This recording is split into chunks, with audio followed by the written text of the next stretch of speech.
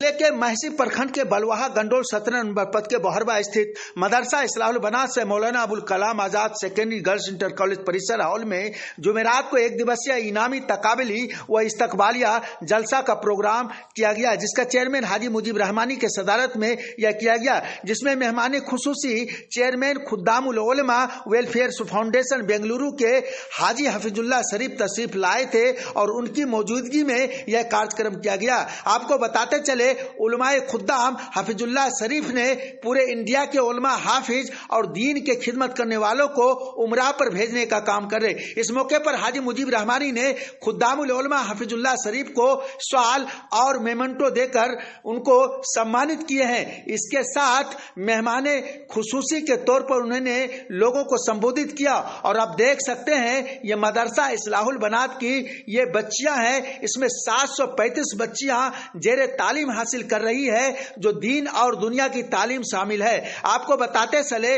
कि इस मदरसा और इस्लाहुल बनात में दीनदारी के साथ साथ आधुनिक शिक्षा को भी दी जाती है। यहाँ तक कि एक हाथ में कुरान और एक हाथ में कंप्यूटर की पढ़ाई किया जाता है। यही वो बच्चियां हैं। आप देख सकते हैं यहाँ पर मेहमानों को सवाल देकर के मेमेंटो देकर के सम्मानित कर रहे हैं और ये हाजी मुजीब रहमानी साहब हाजी हफीजुल्लाह शरीफ को सम्मानित कर रहे हैं। और देखिए ये नजमा हिब्तुल्लाह के भाई वो शेख आसिफ साहब हैं जो लोगों को संबोधित कर रहे हैं।